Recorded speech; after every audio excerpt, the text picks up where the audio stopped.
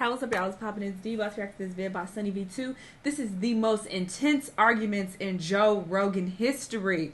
Okay, let's see how heated it gets. Let's watch. With almost 2,000 episodes of the Joe Rogan Experience, it's no surprise that there have been a couple of pretty heated arguments. And we're going to kick the video off by looking at one between Joe and a guest by the name of Candace Owens, who initiated the conflict after stating in a very smug way that humans don't need to care for the environment because climate change doesn't exist. I think we have to care about the environment? Like, what do you... Not even a little bit. Like, not even a little bit? No.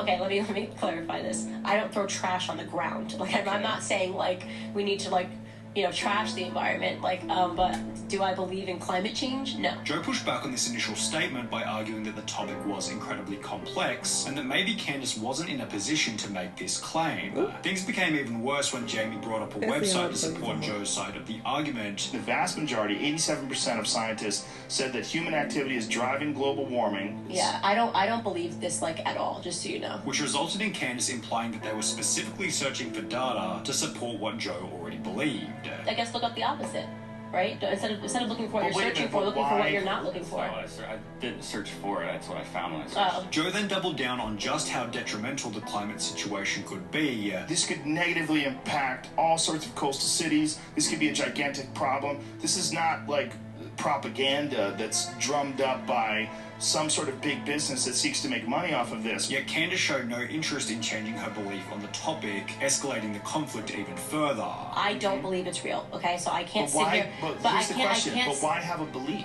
Why have a belief as to whether or not global warming is real or not real? Because I just find that when things... You don't understand the science. You're correct. But why have a belief in it? Right, so it's not a belief in it. I don't believe in it. Joe was eventually able to get Candace to admit that she didn't really know what she was talking about. How about not have a belief until you really... Okay, so you would prefer if my language, as opposed to admitting that I do not know this, I wouldn't die until I've never made a video, I've never made a public statement, you would prefer it if I had just started by saying I have no opinion. No, I don't know. Okay. That's what I'm saying. You say but I said I didn't know. No, you say I don't believe in it. Yeah. I don't believe in it. You're saying really clearly that you don't think it's real. However, Eddie Bravo was significantly more stubborn, who found himself in an argument with Joe after refusing to let go of the idea that the Earth was flat. Show me a real picture. Show me a real picture. Listen, NASA does not have one of those satellites. Fake.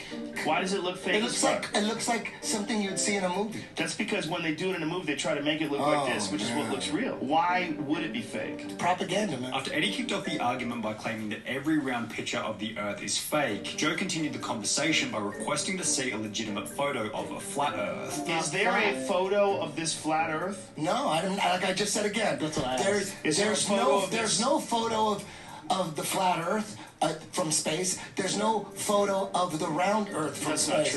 That's not true. That's not true. It's all fake. Why do you say they're fake, though? They look fake. They look CGI. But you're not an expert in imagery. After being backed into a corner, Eddie made the argument that the sources Joe was using were being paid for to keep the conspiracy going. Where did you get this information?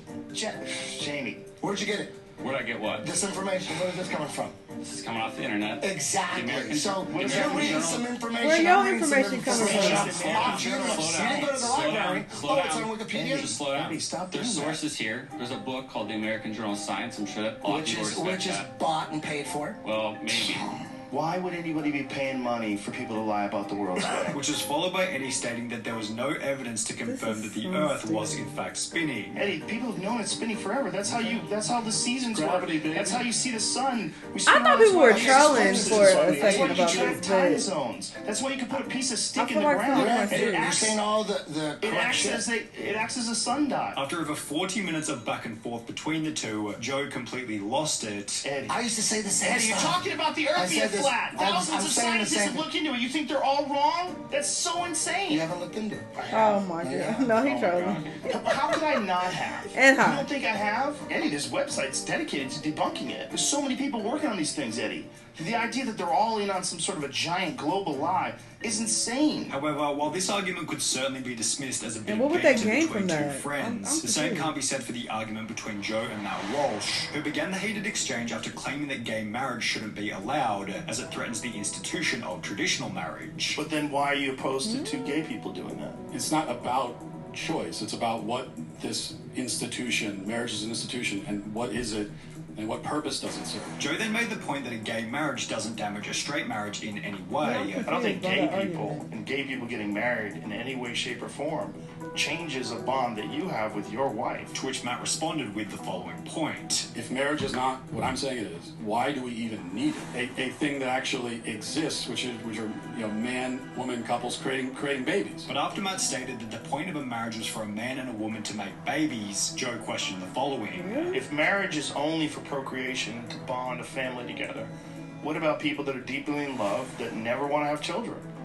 I don't think it's not only procreation. Right, but if people want to be married and don't want to ever have children, are you opposed to them being married? I think this would be a couple that is rejecting one of the fundamental aspects of marriage. They should be open to life. I would hope that in the future they would be. It seemed as though Joe and Matt could have argued back and forth for hours on end. But what happens when Joe invites one of his haters onto the podcast? This is what happened with Brian Dunning, who had written an article claiming that Joe was one of 10 celebrities who promote harmful pseudoscience, in which he'd write, "Comedian Joe Rogan does what he can to promote virtually any conspiracy theory that he stumbles onto, apparently accepting them all uncritically with a wholesome embrace. It sounds he like believes he's the trying Apollo to astronauts did debunk not some land of on the them. moon. He believes the US government was behind the 9/11 terrorist attacks. He believes the Oliver Stone version of the Kennedy assassination. He believes that aliens crashed at Roswell in 1947 and the government is covering it up. Joe, if you're going to put so much effort into promoting conspiracy theories and eroding what little rationality the public has left, at least have the courage to come forward with a cogent argument and well-sourced evidence instead of the lameness of I'm just the guy asking questions. Take the responsibility." Joe would take this responsibility by inviting Dunning onto the podcast, which resulted in a 3-hour back and forth arguing about everything, beginning with conspiracy theories. Well, it's just factually inaccurate on so many different levels. I don't understand why you wrote it like that. Like, there's things that you said that I believe that I don't, that I've never said that I do. Before eventually concluding with diet and alcohol.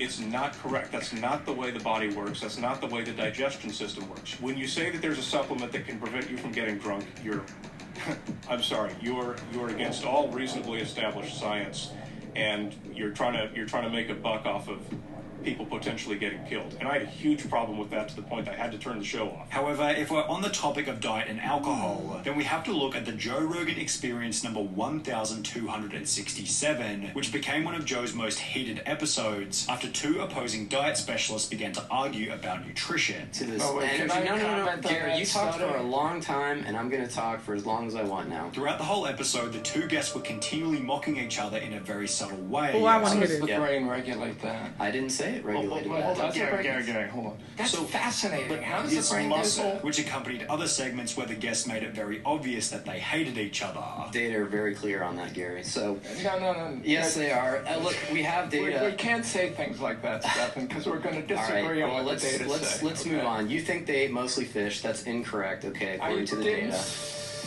I remember you saying that in your book, something to that effect. Stephen, read what you've got in my book. Read what I say. Anyway, just read what I say. Let's go on. We don't have to argue about it. Read what I say. I'm going to move on here. The adversity between the 2 guests became so great that Joe had to intervene on more than one occasion. Gary, I really continue to get the feeling that you do not understand human energetics. Because that's not how it works. Well, no, I'm just saying 10 calories stored in the fat tissue. That's 10 just calories. mathematics. 10 calories. I didn't say anything about how much you have to eat. I'm not done. Okay, no, but you're insulting me, Gary. Stephen. You gotta stop doing that, dude. Gary. You keep acting like you think I'm an idiot. All right, are you done now? Are you done? Can we be clear that we're talking about... Are you done now? Can I just finish this? No, you can't You until can't I am attack done. me without... No, Gary, you have time to respond. You can respond, write down notes. I don't like Gary. You want to respond to, and after he's done, you can Yeah, but we're going to get into a long discourse on something that's not the point. Well, let's find out if it is the point. We don't know what he's going to say. Thank you. Okay. But despite this, the 2 diet experts failed to agree on almost anything. What do you disagree with? Well, virtually everything. As we've seen so far, Joe Rogan is pretty good at keeping his cool whenever things get spicy. However, in a recent episode with Dave Portnoy, Joe struggled to keep his cool after Dave stated that Tommy Fury wasn't a real boxer. I saw Tommy Fury box. He is not a boxer. Well, he's definitely a boxer. Well, he puts on gloves. He's definitely a boxer. Dave went on to make the point that Tommy was only famous due to his brother's name. We would not know who Tommy Fury was if his last name wasn't Fury. I don't know about Probably we wouldn't know as much about him. I don't. But he's still a good-looking guy. He's built great. He, you know, he looks looks the part. Looks the part. And while the conversation was somewhat amicable in the beginning, the tension escalated after Jamie pulled up a video of Tommy Fury's boxing. Look at this.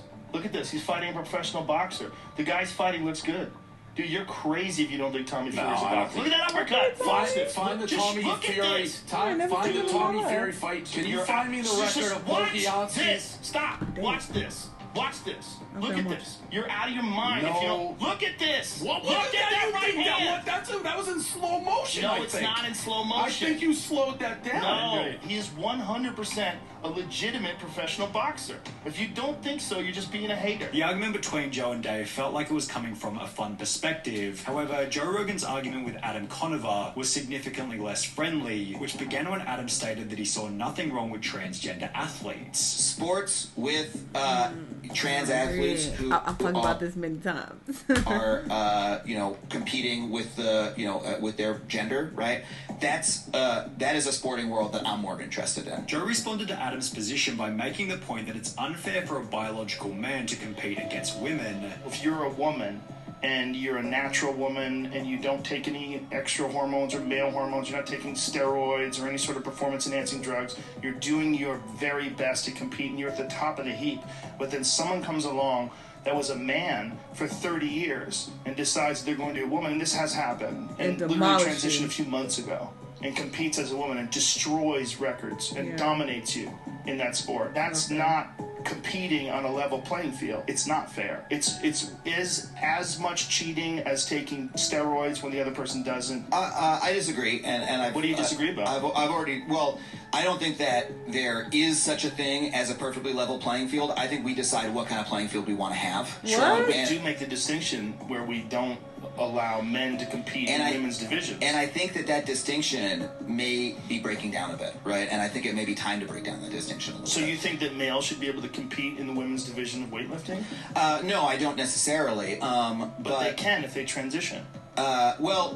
First of all, the debate became even more heated after the two got onto the topic of transgender children. If you're shooting hormones into a child and you're affecting the child's development, you're saying that's not a choice. That's nonsense. Of course it's a choice. You're choosing to chemically change this child's body. Which then turned into a weird debate about the existence of alpha males. It's not scientific, but it is true that women are hardwired to be attracted to confident, athletic men. I don't know if I agree with that. Really? Yeah. But if you ask girls, like, what are you into? And you say, are you into tall, muscular, confident men who are also nice to you? Jesus Christ, it's going to be off the charts. It's going to be like most of them.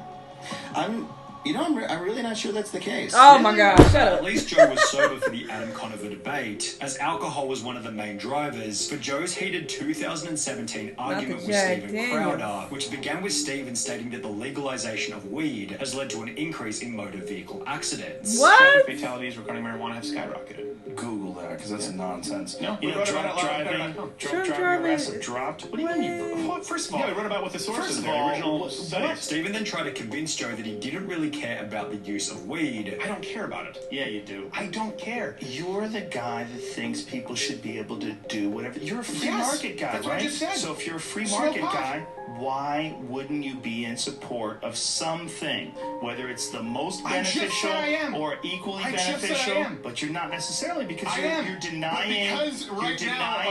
Which was followed by Joe mocking Stephen for his attitude. Things that are good. And don't shore, man. Just like you don't shore turmeric, you don't shore ginger, you don't shore a reduced sugar diet. All those things that reduce inflammation are good for you. I don't buy that smoking marijuana would be as beneficial as a reduced sugar diet. After bringing up a study to support Joe's point, the following exchange ensued. Since marijuana legalization, highway fatalities in Colorado are at near historic lows. Even bringing up the source that you want to find. Washington Bring up the Post! study right there. Yeah, Washington Post. Bring up the study that we wrote. We wrote about it on our website. Look, I don't care about your website. Since marijuana legalization, highway fatalities in Colorado Since you are called me at a- near hold on a second. Since you called me a- And after Joe sobered up the following day, he issued an apology for the way he acted during one of the most What? heated arguments in Joe Rogan history. Wow, I've never listened to any of his podcast episodes, but I low-key want to start after watching this vid. I want to go back and like take note of some of these episodes because it seems like these were some really interesting debates, and the people that he's speaking with